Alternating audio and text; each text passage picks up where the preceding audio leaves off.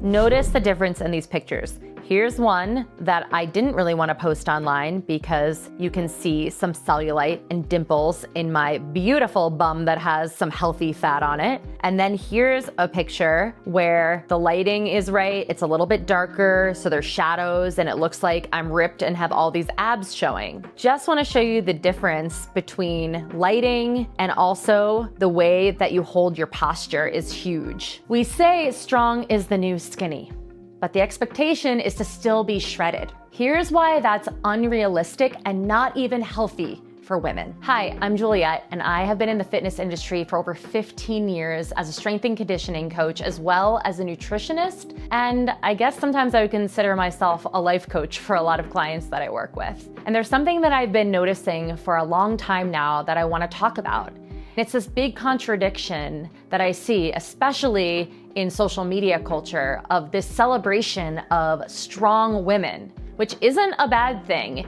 In fact, it's been really exciting a lot of times for me to see women being celebrated for lifting heavy weights and having muscles. But I'm starting to notice a new trend where, especially for women who are aging, we're promoting muscular health as being something that's so positive for longevity, but it's also under the guise of it's looking a certain way, and it still has to do with what we look like, even though we're being sold that it's all about longevity and health and wellness. But if you notice the people who are selling a lot of the products, they themselves look completely lean and shredded and have body fats that probably aren't attainable for even myself or the average person. If this video resonates with you, don't forget to hit that like and subscribe button. Let Mackie and I know in the comments what's working for you, what's not. We read every single one, and it really helps us to decide what videos and content to put out for you. You see, we celebrate strong women as long as they still fit the beauty standard. And that beauty standard changes like the weather. You'll see that in different eras, we are all about different types of bodies. And right now, I'm seeing a trend that is supporting strong but shredded in women who are especially headed into menopause. And to me, this is just wild. And if you're actually going to obtain a body like that, you're probably gonna have to take some drugs, like all the ones that you're seeing in the commercials right now. There's tons of GLP-1 ads everywhere you look. And there's big consequences that can come with taking those if you don't do it properly. The truth is, strength and extreme leanness don't always go together. And some of the influencers that you're seeing who are promoting their health and fitness products, whether it be workouts or diet plans or GLP-1 drugs that go along with everything, their lives are around health and fitness. It is their job to look like that. And they take extreme measures to look like that. Even myself, I train 2 to 3 hours per day, most days of the week. And I don't expect that from my clients. But because I'm in the industry, I have the time to do that. And even with all that, I really love to eat. So I don't have a 12-pack abs. I don't have a 13% body fat like some of these other fitness influencers that you see. Not just that I love to eat and I value enjoyment when it comes to food, I really value feeling energetic and having a lot of strength. And as an athlete, I know that nutrition is my biggest asset when it comes to my recovery, feeling as strong and capable as I possibly can in my workouts, and overall just making sure that I stay really healthy and recovered. And as a woman, I carry muscle, I carry body fat, and this is optimal health for me. Now there's ranges when it comes to how much body fat that we carry. And yes, there is a certain amount that can be unhealthy, that can lead to metabolic changes and disease later in life. So we do want to make sure that we mitigate some of that stuff through exercise, building muscle, and taking care of ourselves through nutrition. But what I'm seeing promoted a lot right now is still this idea of leanness, of women being low body fat. And the problem with that is it comes with consequences. One of those consequences is hormonal health. And if you're still in your reproductive years, you have to be really careful if your body fat is below a certain percentage, because then we can start messing with things like estrogen. And then we're talking about infertility and all the things that come along with that, and decreasing in your bone density. Other things that we have to be mindful of are our thyroid function, and our metabolic rate overall can really decrease. You know, how much energy your body is using in a day starts to get slow if we are not feeding ourselves enough. And a really big thing that I'm seeing, speaking of bone density, is a lot of people who are taking weight loss drugs right now, if they're not doing this in conjunction with strength training and a high protein diet, and they're just losing a lot of weight, they're losing a lot of muscle with that. And that can lead to osteopenia and osteoporosis, and it's happening in younger and younger women now. Social media creates very unrealistic standards for both men and women. You know, I see so many different fitness influencers, some of which are people that I know. And when I tell you that there's a lot of editing happening, from trimming someone's waistline to very special lighting that they're under, it's super easy to be tricked and to think that somebody has this perfect body, when in fact, if you saw them in real life, they would look very different than they do online. Things are super curated on social media. And as much as we'd like to think that we know, that we can discern like, oh yeah, that's not real, that's unrealistic, our subconscious is picking this up all day long, especially if this is what you're seeing in your algorithm. I think it's really important to be conscious of what you are seeing on a regular basis, and just know that you can curate your algorithm to be what you want it to be. If you want to see more puppies, if you want to see more nature, and you don't want to always just see fitness influencers on there, if for some reason that's what got in your algorithm all the time, I would say stop clicking on it. Or you can even do what I did. I just recently found this out, that there's a setting, if you can just Google this and you can look up, how do I completely refresh my algorithm and start new? So it's nothing that you've been looking at from the past. I just did it myself, and I'm really excited to kind of see like, what is the new algorithm gonna pick up on that I wanna be looking at? Hopefully it is going to be more cute kitten videos, because that's what I like to see. Most fitness influencers aren't just training an hour a day and eating intuitively. They are meticulous about their diet, tracking things, weighing their food, and they're also usually training multiple hours in a day. Now, this is not something that you will see shared. It looks like, I wouldn't say that it's effortless for them, but what they promote, especially when selling programs, is maybe an hour a day of working out a few days per week, hitting certain macros and calories with their clients. And then you're looking at them saying, well, I must be doing what they're doing and I'm going to achieve those results. When the truth is, that is not what's going to happen. The problem is they sell you an idea that if you just follow their plan, you will look like them. And that's not the full story. What it takes to actually look like that is extreme tracking, restriction, hours of working out a day, missing out on social interactions, and something that I've realized a lot more in the last couple of years as I've delved into especially the bodybuilding aspect of fitness, is that there are a lot of performance enhancing drugs. And not just in the bodybuilding, actually. Now that I think back to some of the CrossFit and more extreme metabolic conditioning type workouts, I have come to realize that many of those athletes were on performance enhancing drugs. And just something that nobody talks about. Many people are not open about it, and I wish that they would just come out and say, hey, I am doing this, not that I advocate for you to do this, but this is what I'm doing to achieve the level of fitness and performance that I want. The human body fluctuates. It fluctuates on a daily basis, on a weekly, monthly, yearly basis. I have a lot of clients who are moms, whether they're a new mom or they're on their second, third babies, their bodies are different.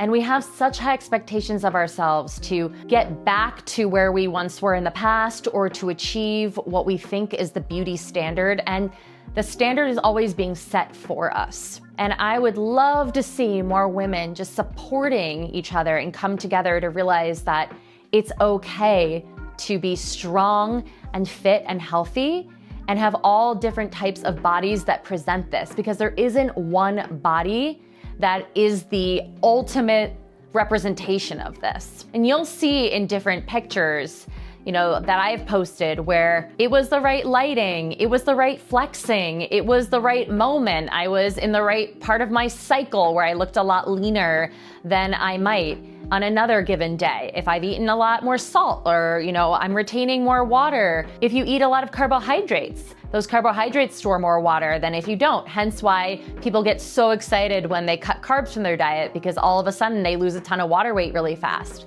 So there are all of these reasons why your body might look a little bit different from moment to moment, and that's okay. A healthy body fat depends on if you're an athlete, it depends on your age, but for most women, we're looking at a giant range of anywhere between 14, 15%, all the way up to even 30%.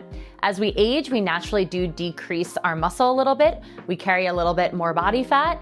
And so as we get older, the body fat percentage can elevate of what's normal, what's average. But there is not one body fat number that is ideal for all women. And you will find that athletes carry a lower body fat percentage, but there still is a healthy target to make sure that they're getting their period, because one of the big things that if your body fat's too low and you develop amenorrhea, then we're going into dangerous territory of decreasing our bone density. So you'll see female athletes might talk about that from time to time, how they didn't have a period for many years. And that's something we want to make sure. Our hormonal health is extremely important. And when you're seeing people that are extremely shredded, where you're seeing their veins and every outline of their muscle and they're visibly showing six-pack abs, oftentimes their body fat is in that really dangerously low category where it wouldn't be optimal health anymore. And so just because somebody looks a certain way does not mean that they are healthy on the inside. You can look at someone on the outside and say, wow, they look so fit, so healthy, but the truth is they might not be. I do see this paradigm shift, especially in athletes talking about this more, which is exciting to see, especially in the running community. You know, there's always been this big emphasis on this power to weight ratio and being lighter, meaning you're faster, but a lot more athletes are fueling their bodies more, they're eating a lot more, and they're still, while they're weighing more, pushing their speeds and breaking records. So we're seeing this big correlation that it's better to fuel ourselves and have lots of energy for performance versus just being as light as we possibly can be. For me, when I was training for my ultra marathon back in the fall and I was running 100 miles, I had to make sure that I was fueling myself enough for all the distance that I was putting on my body. And it required a ton of calories, a ton of carbohydrates, and I had to get comfortable with my body changing in that way. I definitely looked more bloated, more full because I was eating a lot more, especially carbohydrates, storing a lot more water, which is good because I wanted to be as hydrated as I possibly could. And you know, it's a little bit of a mind F because again, we're constantly being shown images of health and fitness looking a certain way. And I had to remind myself that I want to feel as good as possible. I want to have the best performance I can possibly have. And so I had to really go up against some of those subconscious programs that are constantly put into women's heads. And I am not immune to them either. You know, it's still hard being in the health and fitness industry, especially. I'm surrounded by this culture that's selling people on this idea of what fit looks like. And sure, we've progressed in many ways, and you see different body types as models when you go to athletic stores and in commercials, but you still see a giant emphasis on being small and being shredded and just kind of smaller is better. And I am here to say that that is not the case. So I want to redefine success when it comes to our bodies. It is not just about what it looks like, but I want you to think about how it feels. How is your performance? How is your strength? When we talk about women being strong, it's not just about visible muscles, which are important. You know, we want to make sure that if we fall, we protect ourselves, and muscles are there as a nice, beautiful cushion. It's one of the biggest organ systems we have in our body. But aside from that, strength is really important. Can you do a push-up? Can you do a pull-up? Can you squat your body weight? Now, I'm just throwing some things out there. You can decide what your strength goals look like. But let's focus on performance more than focusing on what the look is. Why are we acting like we failed ourselves when we don't have 10 to 15% body fat, when the truth is you can do so much more than you ever thought you were capable of? You know, I ran 100 miles, and still, in the back of my mind, when I was on that start line, I was looking around at other women who were so much smaller than me, and I was comparing myself to them. And I had to remind myself, like, who runs 100 miles? This chick right here. And what it took to get there, and my body held up and it was so capable, that's what the focus needs to be on. And so we just have to constantly remind ourselves that we're so much more worthy than just what the size of our ass is. So next time you ask yourself, should I be smaller, leaner, weigh less? Also ask yourself, am I fit? Am I strong? Am I capable? Can I do all the things I want to do? And also, do you have people that love you, care about you? Would losing another 5 pounds really make a difference in your life? Would that be some revolutionary confidence booster for you where your whole world would change because you change one jean size down? So let's stop stressing over the little fluctuations and let's focus on what really matters, what you can do and how healthy you are. Let's stop chasing a look and let's start chasing strength, energy, and longevity. I love that women are being told how important it is to build and retain muscle. But what's interesting is in order to build muscle, you have to eat enough food. You have to have enough calories in your body for your body to actually build tissue. And so if we're constantly trying to be in a calorie deficit because we're being told that smaller and skinnier is better, at the same time we're being told to gain muscle, how does that actually work? When you need to trust that by eating enough food, that is what's gonna get you to build muscle, even if it comes with a little bit of body fat as well. And that body fat is healthy. It doesn't mean that it's a bad thing to be strong and to be muscular, but then maybe you also are carrying a little bit of body fat with that. In order to build muscle, you cannot be in a calorie deficit, which is unfortunately what most women are trying to be in all the time. Whether it's by exercising too much and trying to burn everything off or by eating too little amounts of food, not getting enough protein, not getting enough calories and energy in general, which is what promotes building tissue in our body. So it's this big contradiction of we want to be skinny, small, but look ripped, but you're not going to actually be able to build muscle if you don't eat enough food. So it's a bit of a catch-22 if you think about it. And when you do eat enough food and you do see that you're gaining muscle, we oftentimes will gain a little bit of body fat with that. But this is not unhealthy and it's not something that we should be so fearful of. I think the most important thing, again, is performance and having enough energy to do the things that you want to do. I'm not saying that we shouldn't want to look our best, whatever that best is for you. But I think it's important to realize that these standards, they're coming from outside influences. And each one of us has our own unique body type, and we've got to work with what we've got. And so by focusing more on your health and performance, this is going to give you what your optimal physique is. And I know for me, my optimal physique is muscular, powerful. I have a little bit of extra body fat on me, but it fuels me to go far, to do long endurance bouts. I love doing ultra marathons. I was able to run a 100-mile race. This body carried me far. I recovered well. I'm strong. I can do 40 push-ups on my toes right now. I can do 10 body weight pull-ups. Yeah, I'm gonna flex a little bit here for a moment because I'm proud of what this body can do. Even if I don't have shredded abs and I might carry some dimples in my booty cheeks, that is the body that allows me to do all the amazing things that I can do on a daily basis. Thanks so much for watching this far. And if this video resonated with you, don't forget to hit that like and subscribe button and then comment below. Let Mackie and I know what's working for you, what's not, how can we help? All of our content, we want it to be catered towards you and what you're looking for. And don't forget to watch this next video that I'm recommending.